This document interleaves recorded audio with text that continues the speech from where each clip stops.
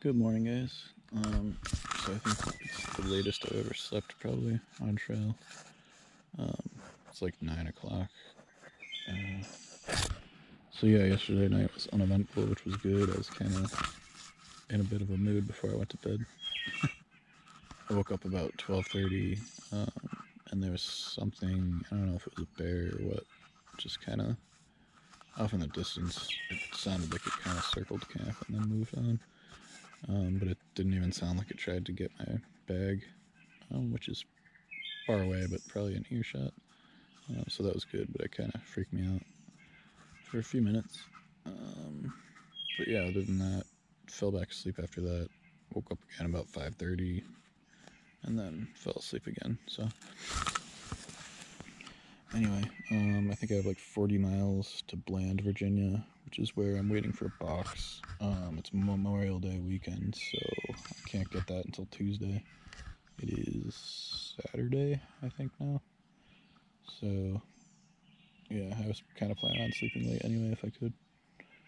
So I'll probably take it pretty slow today. Just kind of, I mean, I'm sure I'll do big miles.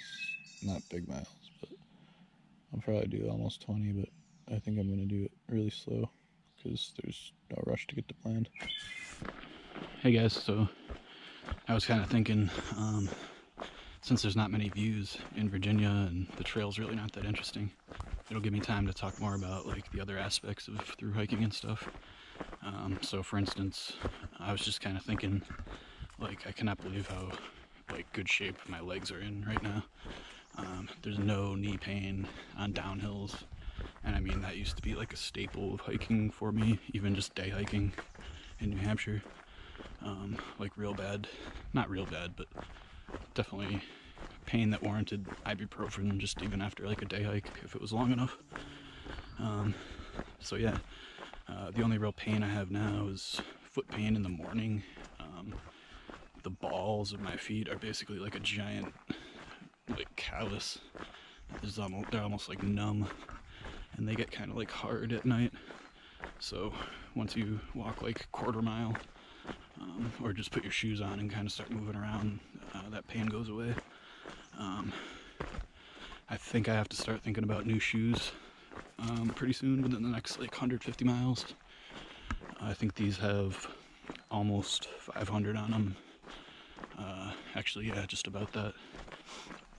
And I think the lifetime is about 300 to 500 miles for these trail runners. That's what the company says. So I have to look into how I'm gonna get a hold of those.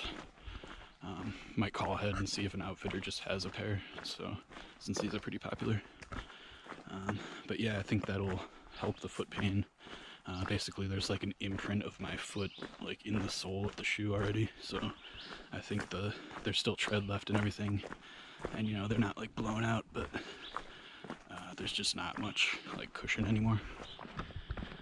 Alright, and about less than 30 seconds after I put away the camera, I wasn't even distracted or anything, but I just rolled my ankle, pretty much the worst I have this whole trip.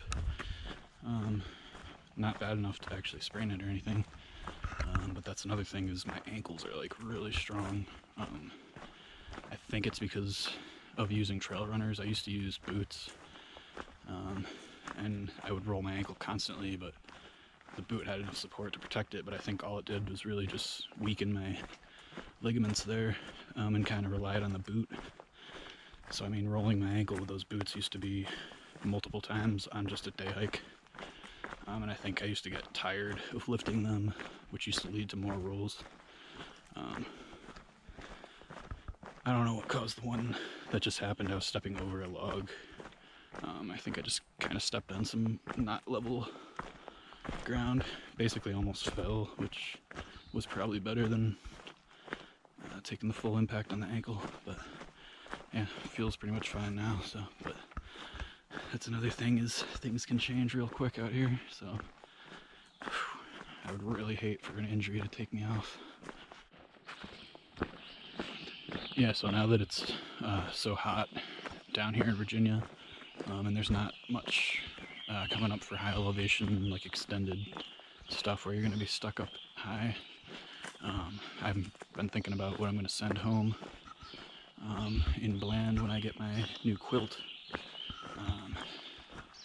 So I'm gonna have to send the quilt home anyway, so I might as well send anything else home that I want to now. So I think, I wasn't planning on it, but I think I'm gonna send home my puffy. I haven't used it since, I don't even know, probably around Hot Springs, which I think was right around May 1st. And again, that was probably up in like, actually I guess it was in like Roane, Tennessee, which is like high elevation. And it would have to be like, probably, I mean, to hike with that thing, it would have to be middle of winter in like New Hampshire. So I'll still have my rain shell, I'll still have my thermal weight base layer, and what I think I might do, since I haven't even been using my base layer top for sleeping, honestly until like 5 a.m. sometimes I'll put it on because it gets so like muggy that I need something soft between my skin and the nylon hammock, or else it's just gross.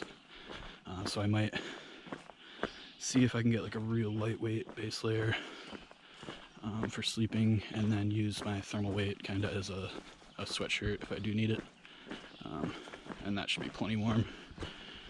So that'll save me a few ounces, I think, or at least break even with stuff that I can actually use instead of just carrying the puffy around. I have used it as a pillow, but I can improvise with like my hiking clothes stuffed in a sack as a pillow if I want one. Other than that, there's a bunch of little odds and ends. I'll probably do like a real quick video of what I'm sending home when I do it. I kind of want to send my Kindle home, but I still have ideas that I might actually use it at some point, but we'll see.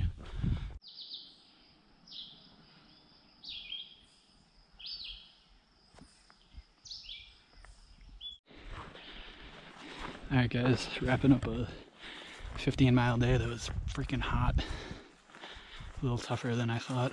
I was trying to do 18.5, but anyway, up on top of Chestnut Knob, which is like a bald meadow or something. But yeah, check it out.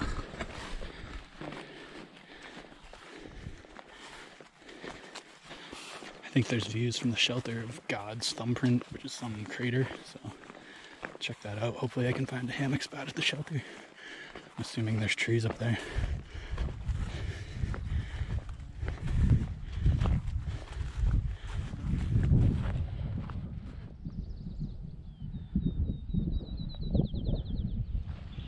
Morning guys, so stayed at, I think it was Chestnut Knob shelter last night. Not in the shelter, but the area was really cool. It was a little windy, but there was a nice view. Got a pretty cool sunset.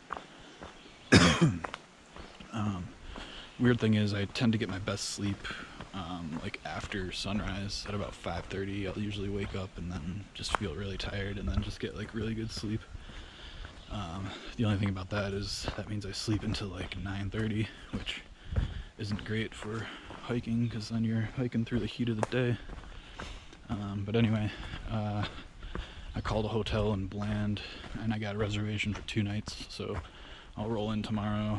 Probably a 7-mile day unless I have to hike in to town, which will be like an 11-mile day. Hopefully I can catch a hitch or something. Unfortunately I don't have enough cash to probably get a shuttle myself, but we'll see. 4 miles, not a big deal. And then Tuesday I will get my package from the post office and then just kind of relax all day, take a 0. I could really use one. I mean, I had one in Damascus, but it was trail days. Like, I think I slept like 4 hours the day before, so it wasn't really a nice 0. So looking forward to a nice relaxing day in Bland. Pretty interesting fungus. Weird bugs. Alright guys, so just past the place where I was originally going to stop. And that was because it was the last water source for like 9 miles, even though I'll be getting off in less than 9 to go to Bland, Virginia.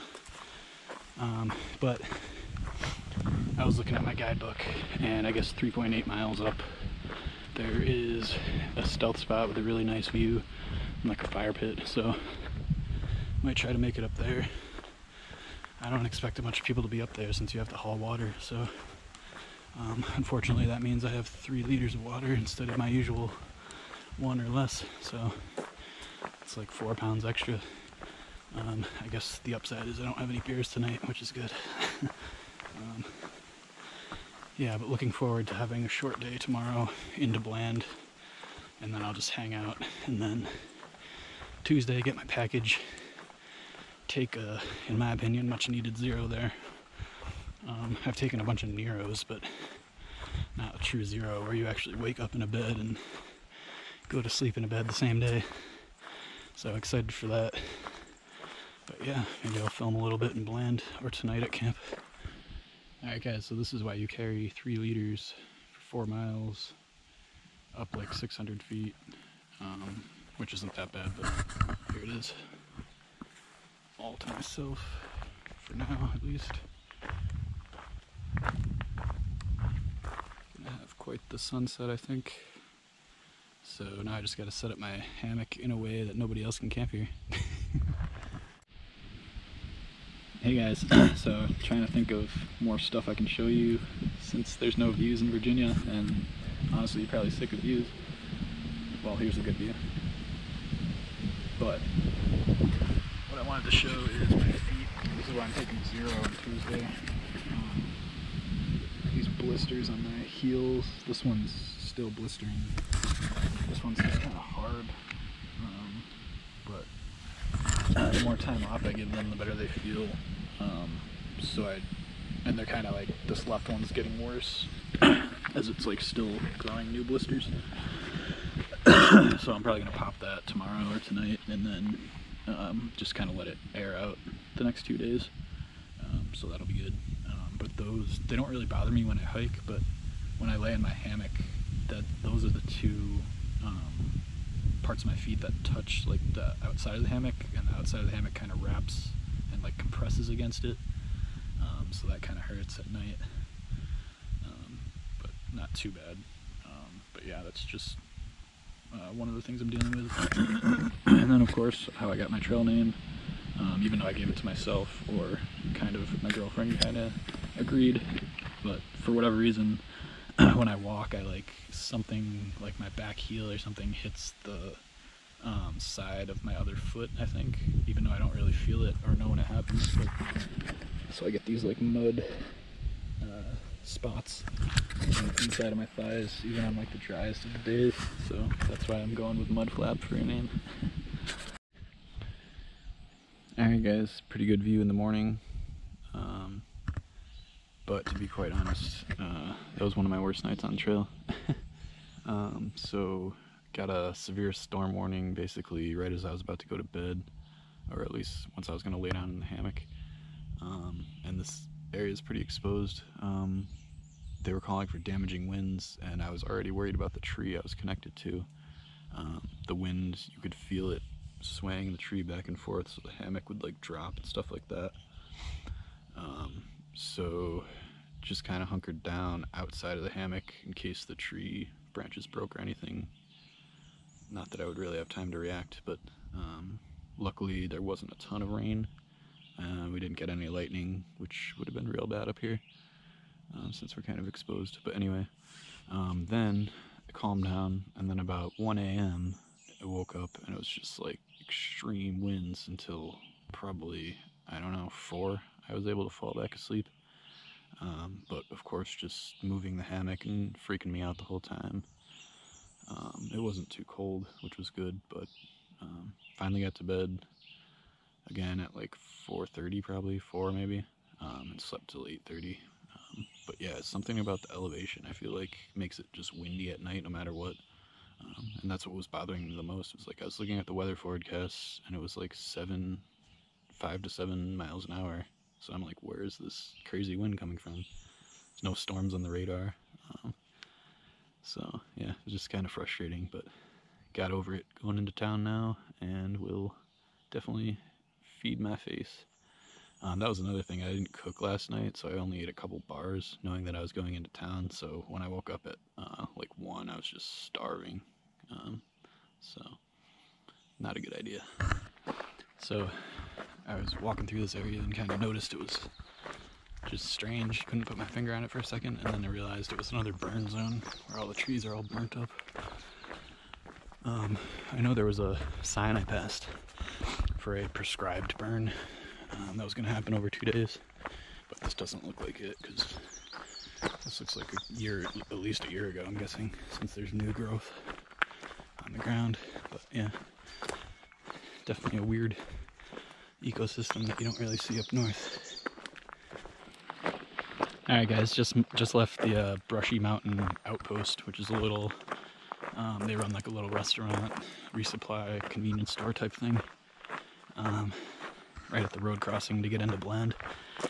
So I had some mozzarella sticks there. Unfortunately it's cash only, so with my whole ATM card thing, which I'm actually going into Bland to resolve hopefully, I wasn't able to get a ton of food, but that's alright. Feeling much better now. So I got a 4-mile road walk, not having much luck with the thumb today, so there's only like 3 cars that passed me anyway in the past like 20 minutes. So it might be a road walk all the way in, but not a big deal. That's why I'm taking a 0. Alright guys, the thumb worked, and we are in Bland early. Did not have to walk more than half a mile. And it was kind of funny, it was these 3 guys that I was hiking around, so I was kind of surprised to see them with a car. It turns out they were section hiking, and today was their last day, so it kind of worked out. And it wasn't a sketchy hitch, obviously, since I kind of knew the people. But yeah, first hitch check, and didn't have to do it till Bland, which is kind of impressive. Alright guys, was packing up to get out of wherever I am right now. Bland, Virginia, that's right. Found this little tiny hole in my Nylafume dry bag. So I'm going to try to patch that with some duct tape and maybe even seam sealer since I have some on me. So, and then I'll probably get a replacement. I think I have one more at home, so whenever I get another box, I'll get that sent out to me. Yeah, so just did a little square of duct tape on each side, kind of sandwiching some seam sealer in. It's probably overkill. Hey guys, so I was just outside and actually ran into a guy that I had started the approach trail with at the same time and hadn't seen since somewhere in Georgia. I think it was like day 3 or 4. But it's just kind of funny that we kind of ended up at the same place almost 600 miles later on the same day.